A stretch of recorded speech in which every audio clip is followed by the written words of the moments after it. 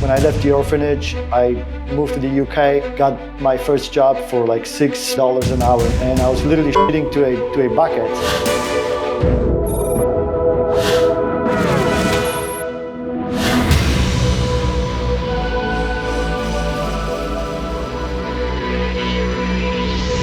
All right, everybody. Welcome back to another episode of the 1% Podcast. I'm your host, Vin End. And I'm Shane. And today we're joined by my man, Marcin from Emersoft.co. Welcome, brother. Glad to have you. Thank you, guys. Thank you. Of course. So, guys, a little context here. I met Marcin at an event. I was invited to it. We were hanging out. And I don't know, we just hit it off. He's a cool guy. He's got a phenomenal backstory. He was telling me how he's had an exit or so under his belt. He's crushing it with his new company. And the biggest thing I admire is that he's a hustler. Like I go into those rooms and I would network, but Marcin doesn't just network. He freaking meets everybody. I mean, I think I saw at one point this dude was talking to an ant on the floor. It's crazy. But he's got that infectious personality, and I'm super excited to jump in. So Marcin, without further ado, can you please tell the audience a little bit of who you are, what your background is, and what you're currently building? Yeah, absolutely. Thanks, Vin, for organizing this, and it's really an honor to be here. And Shane, also meeting you and just talking before we jumped on the podcast. And it's so funny about the hustler because I removed that from my Instagram after we talked about the definition. But one thing for sure that is true is that I'm motivated. I don't know if it's because of my upbringing or because I was born in very poor post-communistic country in Poland, and I lived in the UK then for almost 10 years and just started from, like some people say, started from zero, almost from zero. Because bro, like I was growing up with Catholic nuns in Krakow in Poland. When I turned 18, I literally had zero, like no inheritance, no handout from family, no family, by the way, to ever go back to. And like some people have this comfort that you can go to your family and live with them, and I never had this comfort. And maybe because of that motivation and the tough. I was on a date the other day, and then the girl is asking me, so like, oh, like you I respect everything that you've done. And I'm like, one thing you don't know about me, and that's something that Vin is teaching all the time. I didn't say your name, but it's the mental.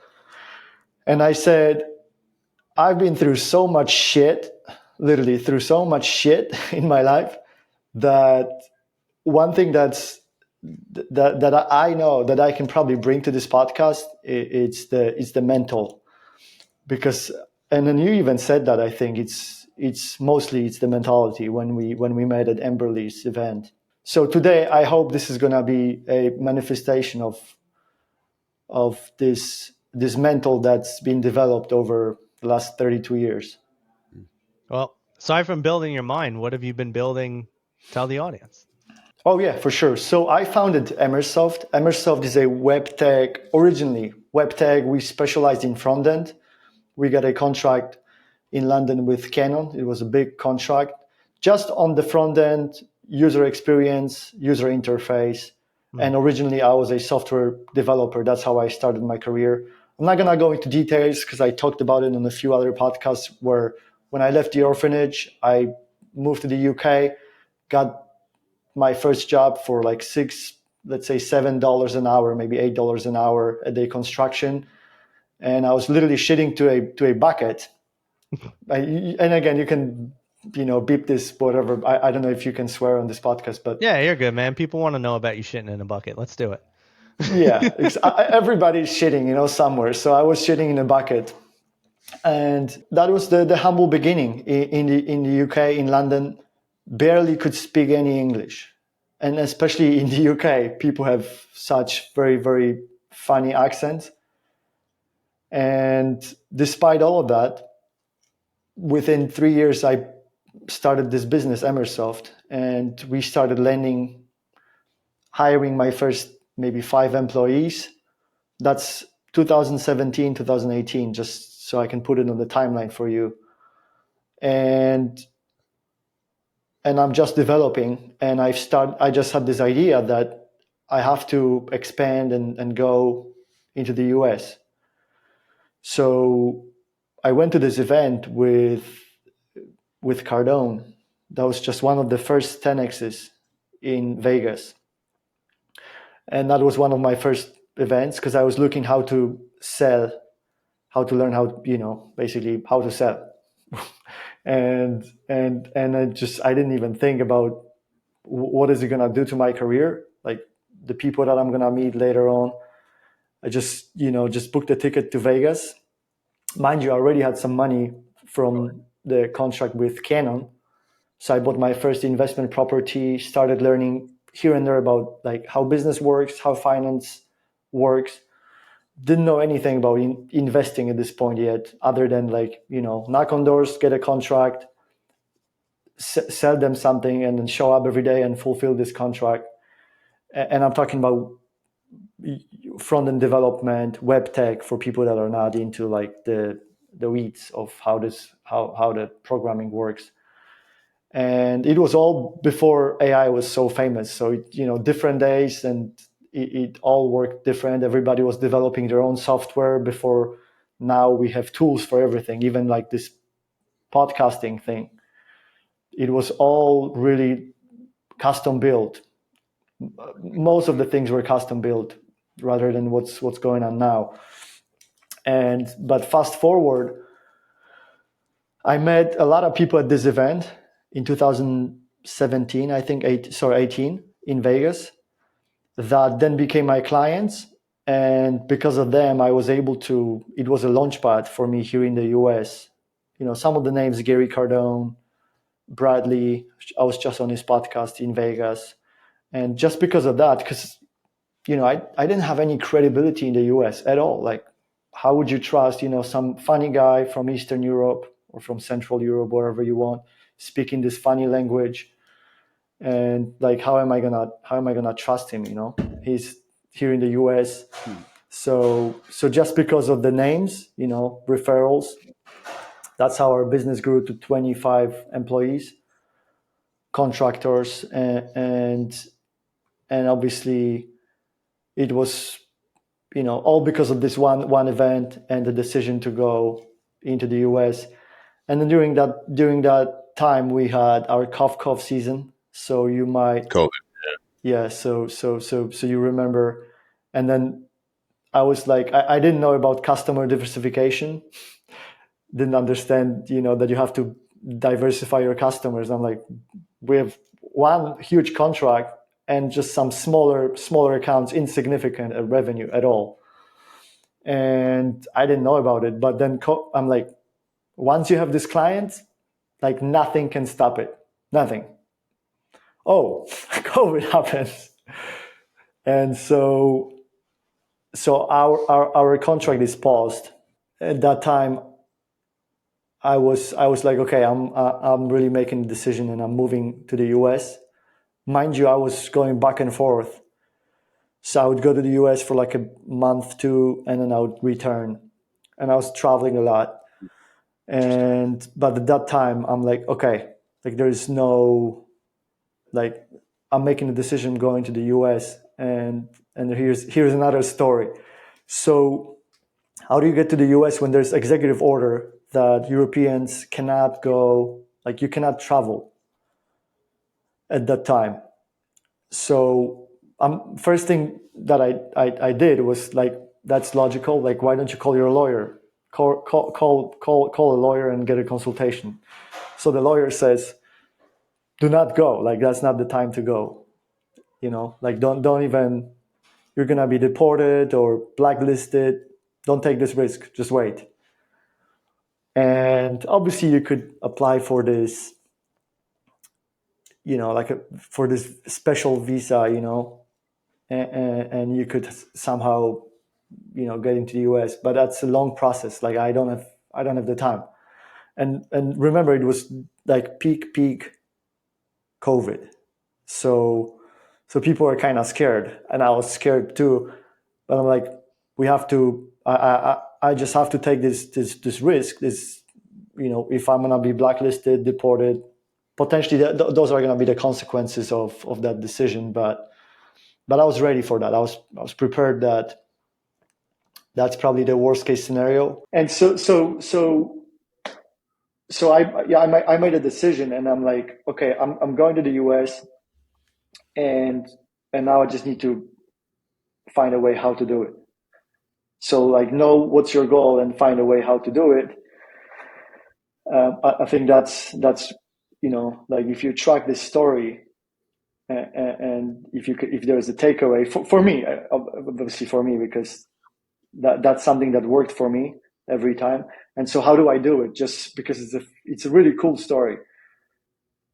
Because once like the how, or maybe you don't know the how, like there will be so many obstacles. And there was this meme on the internet that if you want to get somewhere, like there's going to be so many obstacles, like family, friends, and then other people. I don't know if you saw that, like your dreams or like your goal, and then the obstacles that you have to overcome in order to get there. So I met this guy from Germany in Poland. I was in Poland. I was selling my real estate investment. So I had to go from the UK. They reopened the flights for a little bit. Went to Poland, sold my investment property, slightly discounted because the market tanked at that time. But I just wanted to like liquidate it. And I, like, it's so funny how it works. Like when you're going after something, like you're meeting all those people, and now it just kind of aligns somehow. So I meet this guy, and then I'm like, I'm looking for a way to get to the US, but obviously, like, how do I do it? How do you just fly to the US without that visa? So he says, oh, you could probably go through Dubai, because I heard some of the people go through Dubai, and then you have to wait for 2 weeks, you have to quarantine, and then you just fly to the US. So Dubai didn't really work for me. I just didn't want to do it through Dubai. And then so once he told me that, someone else told me, oh, I've heard about someone that actually they went to the US through Mexico. So I'm like, oh, I've been to Mexico a few times. Mexico City sounds good. And Mexico, the rules were kind of loose around COVID and restrictions. So, without really thinking much, I'm like, okay, let's go to Mexico. 2 weeks in Mexico. I've already been to Mexico before. So that should be fine. If the worst case scenario, I'll just stay in Mexico, and I'll be in the same time zone, so I can still support my clients, because I already had some clients there. I already had some business developed in the US. And so I'm gonna close the loop on that. After 2 weeks, fly to the US, to Vegas. I'm at the airport. Always, I probably waited like 1 or 2 hours in line, for when you go through customs as a foreigner, especially in Vegas. This time, it's a basic ghost airport, ghost town. Nobody's there. And I'm like, oh, wow, that's going to be interesting. So I'm getting out of the plane. Nobody's there. I get to the customs, and there's maybe like 2 custom officers, border guards. So I approach the guy, and he's like, looks at my passport, and he's like, why are you here? And I'm like, oh, I have business here, just visiting, and I just just came to visit my clients for business. And he's like, that you shouldn't be here. And I'm like, so I just agreed with him. I'm like, yes, sir, I understand. Like, what am I gonna say? He's like, we can deport you, because what you did was illegal. You came here through Mexico. You shouldn't be doing this. Why are you here? So he asked me again. And I'm like, I have a software business. We have clients here. I'm here to meet my clients and develop our business. So he said, go and wait there. So he kind of sent me to a corner. Another guy comes up, picks me up, and they send me to this interrogation room for the first time. Like, whenever I entered the US, a few questions, like, what are you here for? When are you leaving? And so they sat me down in this interrogation room. There was another guy, I don't know, maybe from Mexico or some Latin America country. And he had a criminal record and he only spoke in Spanish. So because I speak in Spanish, I understood what he was saying. And they brought the translator, and then they were going like, oh, you had a criminal record here. Why did you come to the US? And I'm like, oh, beautiful. So I'm with a criminal, and then I'm like, they sat me in the same room, like, what do you like? I'm like, I don't know what's gonna happen. Probably I'm gonna be deported, or So they call me to the window and they say, Marcin? I said yes. Oh, so why are you here again? So I told him again, and he checks at my history and he's like, oh, we reviewed your history, so we see that you've been coming here in and out for 2 or 3 days. Why did you come here? What was the business? I'm like, I came here for a conference, in and out, visit clients, and then I was gone back to the UK. So he said, okay, go and sit back. And so I waited another 15 minutes. The guy comes out with my passport, and I'm like, I look at this guy. He comes out, approaches me, says, Marcin? I said, yes, sir. Here is your visa. Enjoy your stay.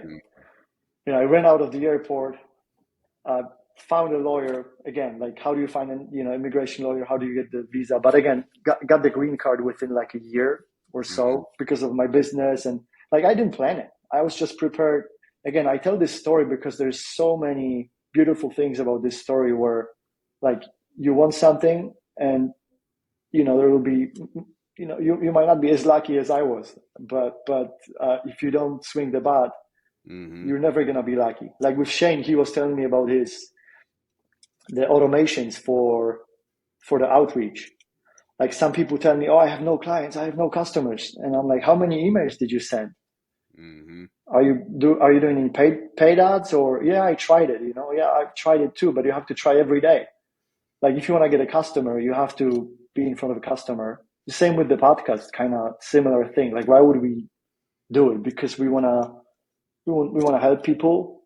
Maybe someone's going to find it useful.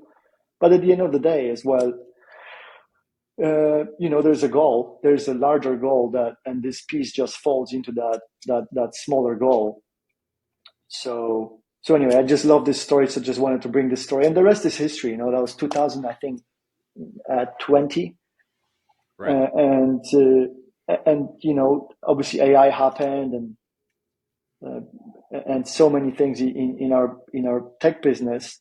But we signed up some other, I call them whales, big accounts, and we really expanded. So I'm not gonna go into details here, but we're heavy now into the book industry. I have a contract with a $5 billion business, and any bookseller, if you guys want to sell books, we have an integration with Shopify. There's probably 3,000 to 5,000 like independent booksellers in the US, just in the US. And with this company, we're expanding internationally. So that's what I'm really up to right now. Obviously, we work with CRMs like HubSpot and all of that. And going back to like the custom build, what I told you we were doing, and that's going to be a story and pivot, which is really important. So we were doing a lot of custom builds and custom development when I started the business. And then after the cough season, after that AI came out and so many changes. But just because the cough season happened, number one, we started this C-card software, essentially a mini website, kind of like a Linktree on steroids, with a card that you can tap on your phone. And when you tap it on your phone, you have like a Linktree on steroids with videos. If you go to my Instagram or whenever, I still use this software despite, even though we sold it, there's a new owner.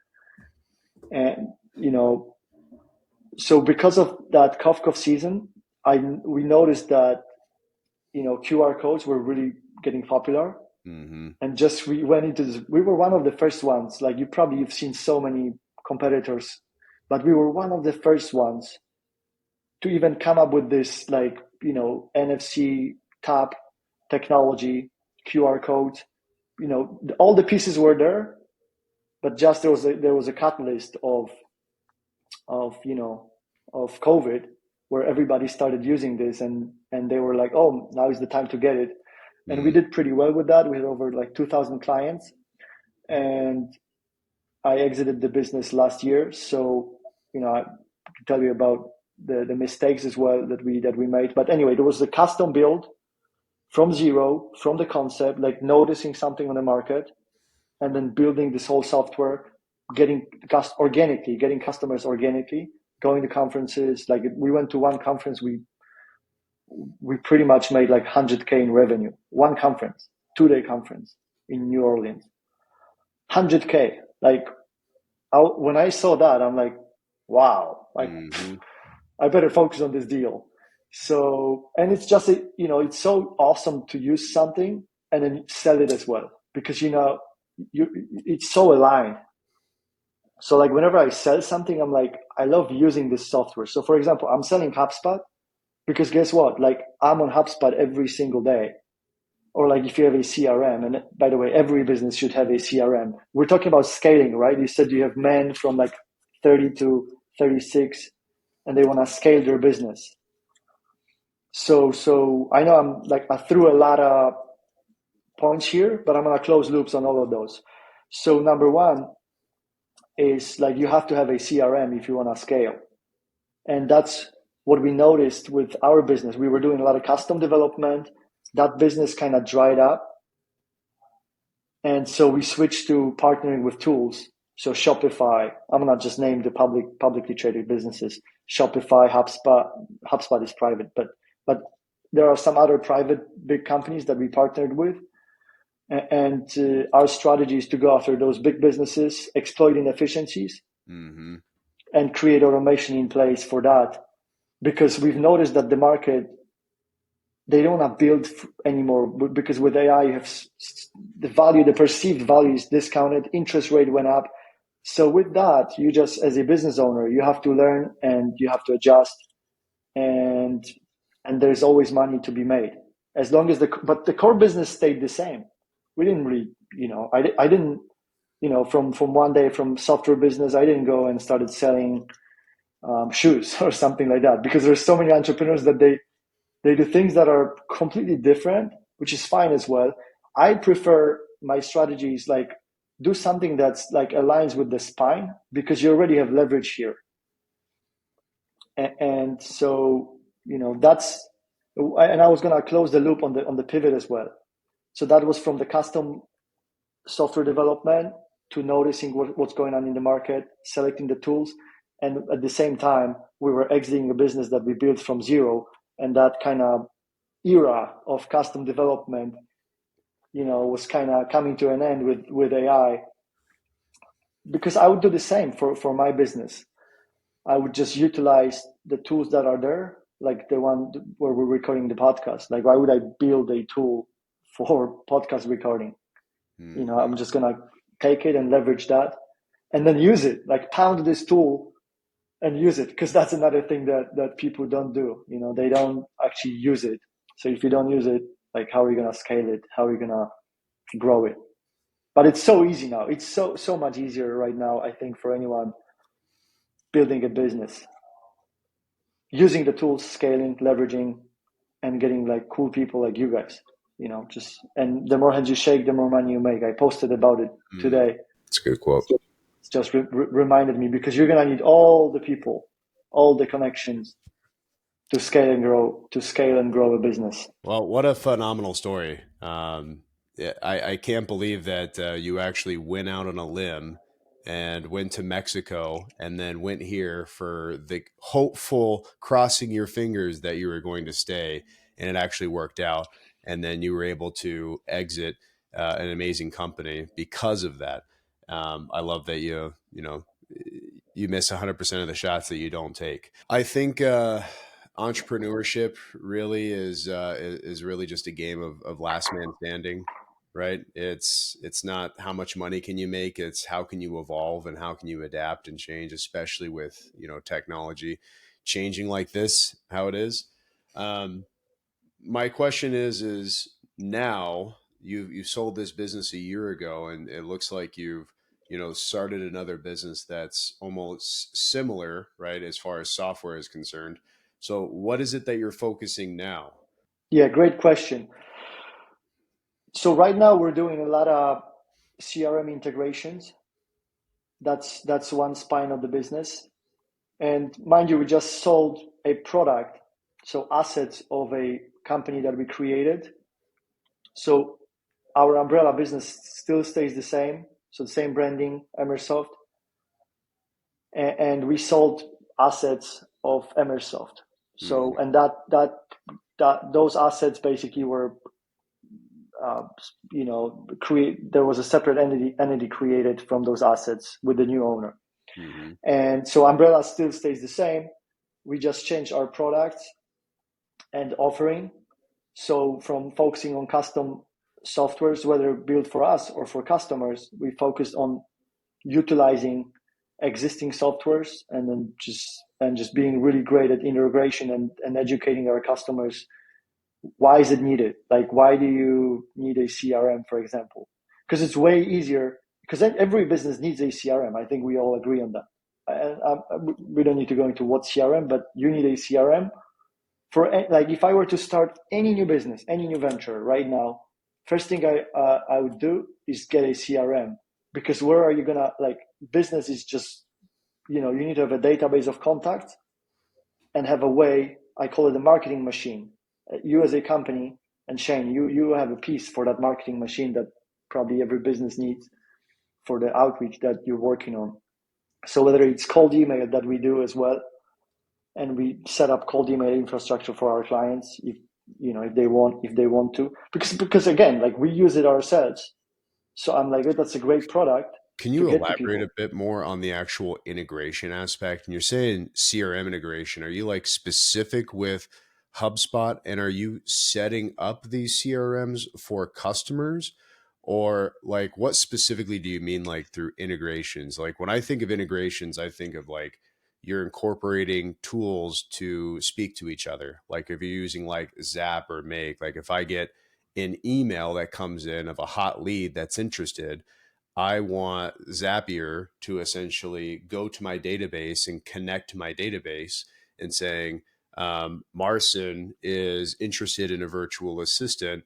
How would you like to respond? Like, that's when I think of just integrations is just one app connecting or speaking to another one. Exactly. So that's one of the use cases. So when I think about a CRM, so number one, kind of like, imagine a pizza and the base of a pizza. So the dough will be pretty much always the same. So I call it, let's say, database, and whether you use HubSpot or Salesforce or something else, depends on your business, where you are. Anybody, people need to make a decision and research what's the tool for them, for their business when they're starting. I'm not saying, if you're starting a business or, you're in the like very early stages, go for the best, or like, I don't know, for Salesforce. Although there are, like, with HubSpot, you can create free account and grow with it as your business grows. Obviously, you'll be limited to some extent, but anyway. So the pizza dough, that will be just selecting a tool that you're gonna work with, and you're gonna use this tool, because the problem is, like, are you using this tool? Is it like, it can be clunky. There are some softwares that are clunky, and you're going to spend a lot of time on integrations and setting up all the automations and things like that. But to answer your question, now once you have the database of contacts, for example, after this podcast, like, oh, I would love to have you in my CRM, Shane. Like, you should be added to the list. And a lot of the people that I talk to, like, they don't even have a way to, like, save that information somewhere, and they think, oh, I just met you, and I'm gonna save you on my phone. But that's not how you grow a business. Like, you have to have a way, like, how do you have, whether it's a form on the website, whether it's manual, an app on a phone, whether it's ads from the internet, whether it's cold email, all of those gimmicks and widgets, they should go to this pizza dough. So I think about, like, let's say pepperoni or cheese, maybe pepperoni or cheese for me, that's my meta ads or my organic social media. But that at some point, you're going to want to monetize and sell some products and services. And you need to get, whether you could even go to Apollo, as we said, you could go and buy data, enrich it with AI, but you're going to have to save it in your CRM or some tools that connect. So again, they have to go to this pizza dough, in a way. So that's how I look at this whole thing. And then you have like, how do those tools talk to each other? What are the automations? So how do I have, for example, a way when I'm working a new deal? So every morning, you have a routine, and every business, you should have a routine, you should have a system. It's easy to say, but when you have no idea about like system like that, you wake up, you have a pipeline, you should fill up your pipeline. If the pipeline is dry, you get scared. You get, you're not confident on calls because your pipeline is so dry. And then you have like, maybe you have a pizza dough that even doesn't have contacts yet. And so there are just like, once you know how it all works with technology, you can like make sure that it all talks to each other. And then it's, again, selecting the right tool. For me, that would be HubSpot. So I use HubSpot, I would sell it. And that's where we come as an integration partner. So you can go and do it on your own, or you can hire someone like us. I see. To help you set it all up. I see. So that pizza, we basically help you bake the pizza, if that makes sense. Yeah. Shockingly, I know startup businesses, medium-sized businesses, and $100 million companies that still use Google Docs and Excel sheets as their quote-unquote database. As a company that sells virtual assistants and AI prospecting, I hear that almost on a daily basis, which is absolutely crazy. So, yeah. I mean, we may be good referral partners here.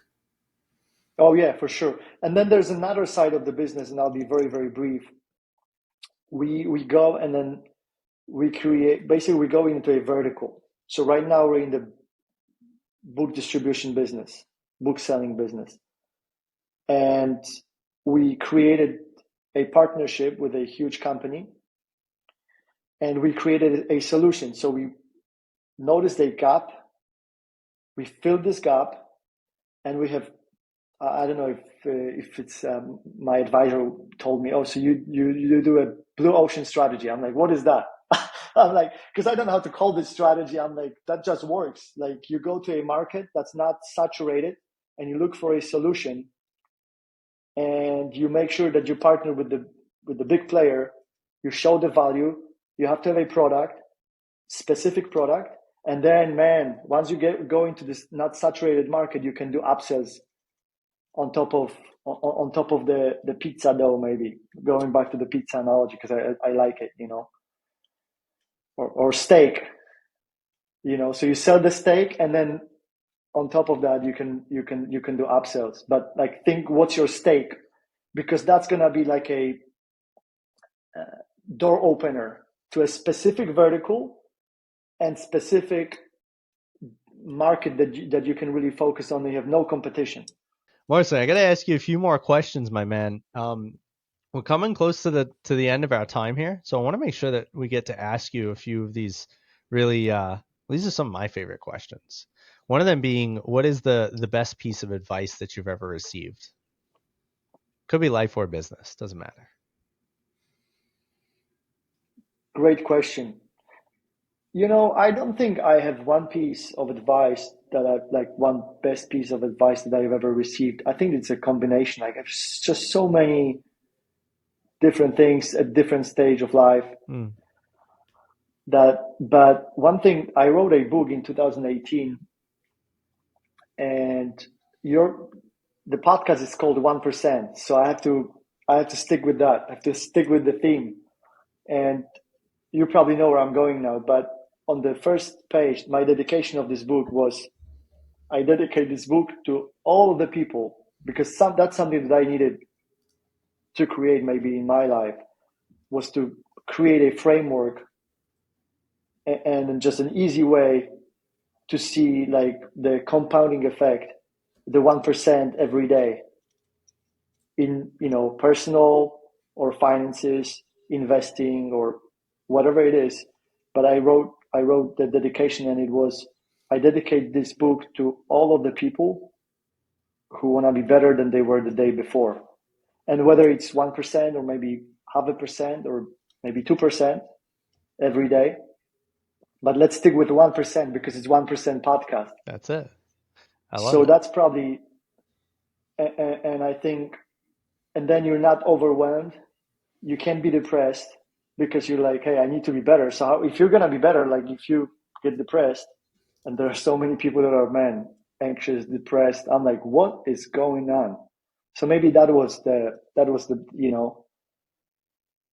that's probably the best piece of advice that I've received.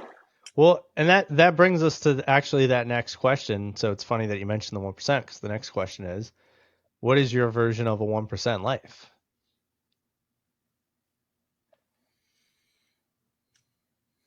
I think it's if you think about life or business as a market, and there are bubbles.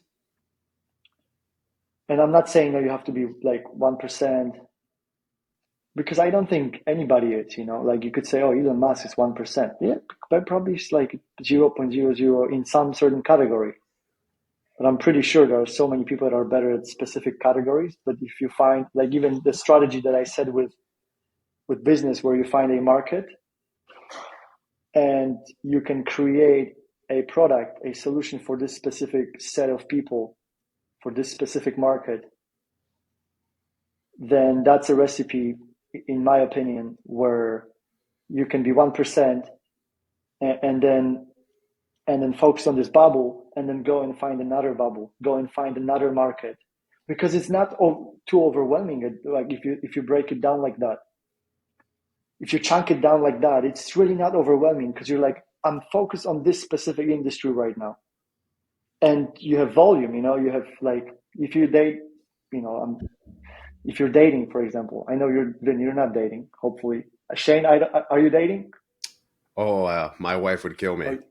Oh yeah, there you go. So you guys are taken already. That's good. You see no competition for That's me. it. So that's why I picked this podcast, because there's, like, literally, I go on the podcast and I'll probably get some dates from it. I'm kidding, of course, but there'll be, like, Shane's better, Vin's better, but they're taken already. So I just answered your question, literally. All right. I like it. It's pretty funny. Well, there's only one other question before we wrap it up today. And that is, how could people find you, get connected, get into your ecosystem, work with you in your business, or apparently date you? Ow! Ow! That's awesome. You guys are so cool. So if you type Marcin Ruman on Google, you'll find everything. So my social media, LinkedIn and X's, and whatever else there is. I'm not talking about those X's. Oh, that's what I was. I don't know, man. X that I'm talking about social media platforms, but Okay. you guys are so funny. I love it.